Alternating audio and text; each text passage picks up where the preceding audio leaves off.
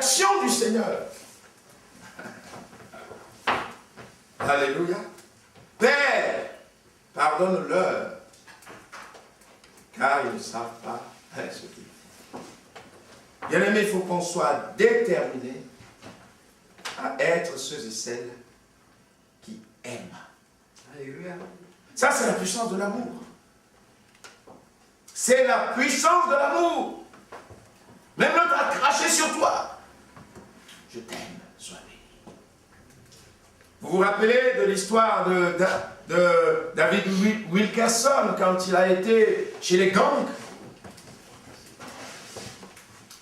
Hein, donc, on l'a bien frappé. Les gangsters l'ont bien cogné. Ils lui ont mis un coup.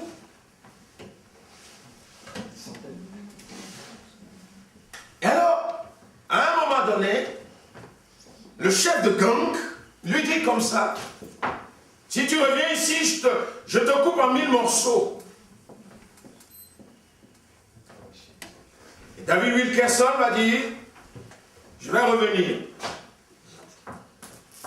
Et si tu me coupes, moi, ici, maintenant, en 1000 morceaux, chaque morceau va te dire, Jésus t'aime. Alléluia. Il est parti. Le chef de gang n'arrivait plus à dormir. On dirait une chorale d'anges qui chantent dans sa tête, Jésus t'aime, Jésus t'aime, Jésus t'aime, Jésus t'aime, Jésus t'aime. Il s'est converti. Alléluia. Il s'est converti. La puissance de l'amour, bien aimé. Et vous allez voir que quand vous allez avec amour, la première chose, la personne va vous agresser. Il va toucher votre susceptibilité. Pour que vous ne puissiez plus manifester l'amour, mais que la chair se mette en avant. C'est un piège de l'ennemi. Notez-le bien. Alléluia, notez-le bien. Et que l'amour soit dans notre cœur. Qu'on puisse avoir cette réaction qu'a eu le Seigneur Jésus lui-même. Père, pardonne-leur. Car ils ne savent pas ce qu'ils font. Oh Seigneur, aide-moi à aimer, non pas seulement ceux qui m'aiment, mais à aimer mon ennemi. Il faut qu'on soit déterminé, parce que de plus en plus, la réaction du monde face à nous va être dure. Ils ne vont pas aimer la vérité. Parce qu'ils vivent dans le mensonge. Alors quelqu'un qui est dans la vérité, tu les gênes, tu les déranges. Et ils vont manifester des choses à ton égard. Donc c'est à toi d'être rempli de cette grâce. Amen.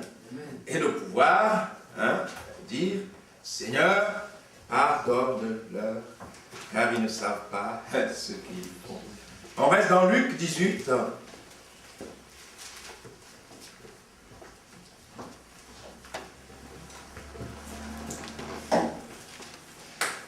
Gloire à Jésus. Là, on va toucher un point sensible. Luc 18. Jésus leur adressa une parabole pour montrer qu'il faut toujours prier, qu'il ne faut point se relâcher. Il dit, il y avait dans une ville un juge qui ne craignait point Dieu et qui n'avait d'égard pour personne. Il y avait aussi dans cette ville une veuve qui venait lui dire, fais-moi justice de ma partie adverse. Pendant longtemps, il refusa. Mais ensuite, il dit en lui-même, quoique je ne craigne point Dieu, et que je n'ai d'égard pour personne, néanmoins, parce que cette veuve m'importune, je lui ferai justice, afin qu'elle ne vienne pas sans cesse me rompre la tête. Le Seigneur ajouta, entendez ce que dit le juge inique. Et Dieu ne ferait-il pas justice à ses élus qui crient à lui jour et nuit? Tardera-t-il à leur égard? Je vous le dis, il leur fera promptement justice, mais quand le Fils de l'homme viendra, trouvera-t-il la foi sur la terre? Amen. Il y a beaucoup de choses dans ce texte, on parlera tout à l'heure un peu de la foi. Mais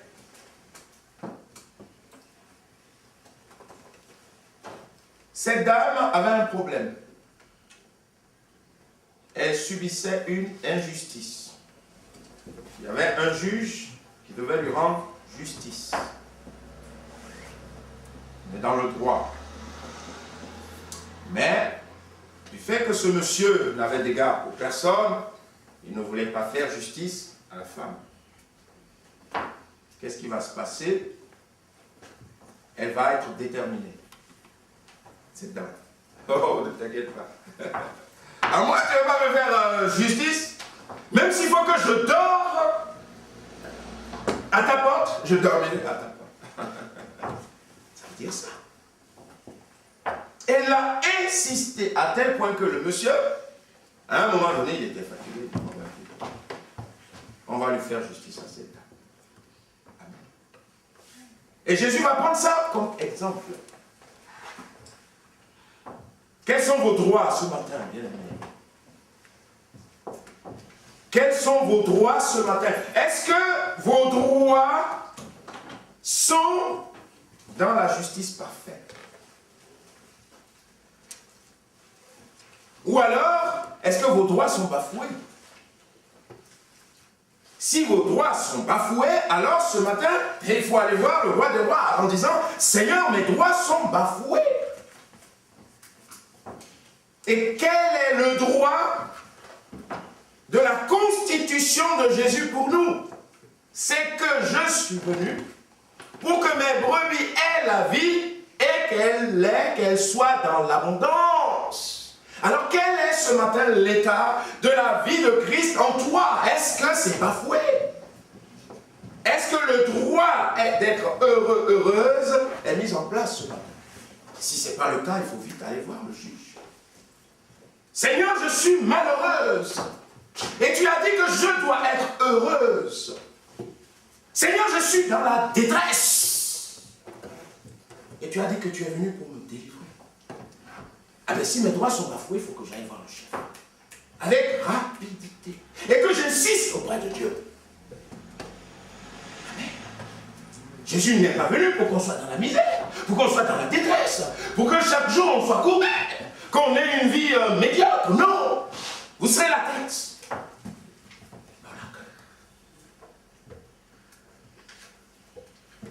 Quels sont vos droits ce matin? Israël va dire à un moment à Dieu, Seigneur, nos droits passent inaperçus. Et moi je nous appelle ce matin. Vous avez un droit au bonheur auprès du Seigneur Jésus. Amen.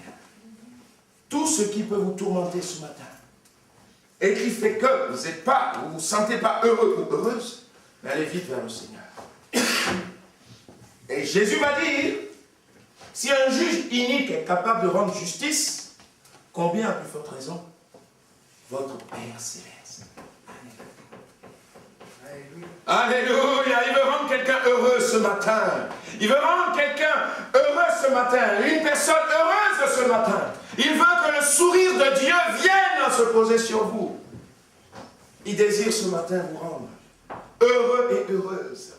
Ah, s'il y a quelque chose qui manque à votre bonheur, s'il y a quelque chose ce matin dans votre vie qui fait que vous n'avez pas cette vie pleine en lui, cette joie pleine, cette grâce pleine, cette paix profonde, mais allez vers le Seigneur. Et dites-lui, Seigneur, le droit constitutionnel de l'action de Jésus dans ma vie, c'est que j'ai la vie avec abondance. Mais là, je me sens mal. Je ne suis pas bien. Seigneur, viens me secourir. Et le Seigneur va le faire. Amen. Il va le faire. Et il va parler de la foi. On va justement toucher deux mots. Est-ce que vous savez qu'on a besoin de cette grâce aussi? On a reçu l'évangile. Amen. On a mis la foi dans l'évangile. Mais encore faut-il arriver à dire, comme l'apôtre Paul, à la fin, Seigneur, merci. Alléluia. Amen. J'ai gardé la foi. C'est un texte très important qu'on va lire sur la foi. Genèse 24.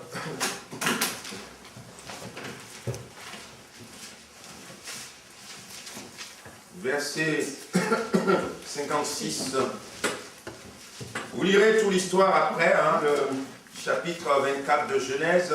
Vous avez de très belles choses dedans. C'est l'histoire donc d'une épouse qu'on va chercher pour un époux qui s'appelle Isaac. Gloire à Jésus. Le verset 56 me dit: ne me retardez pas, c'est le serviteur de Moïse qui a été envoyé pour chercher l'épouse. Ne me retardez pas, puisque l'Éternel a fait réussir mon voyage. Laissez-moi partir et que j'aille vers mon Seigneur. Alors, ils répondirent: appelons la jeune fille et consultons-la. Ils appelèrent donc Rebecca et lui dirent: veux-tu aller avec cet homme? Elle répondit: j'irai. Wow. Alléluia. Alléluia, amen. Elle répondit: j'irai. Gloire à Jésus. Bien-aimés, là on trouve la puissance de la foi. Cette dame n'a jamais vu Isaac. Elle n'a jamais vu. Il y a quelque chose là qui a manifesté dans son cœur. Tout d'un coup, elle a dit: j'irai. Je mets ma foi en action.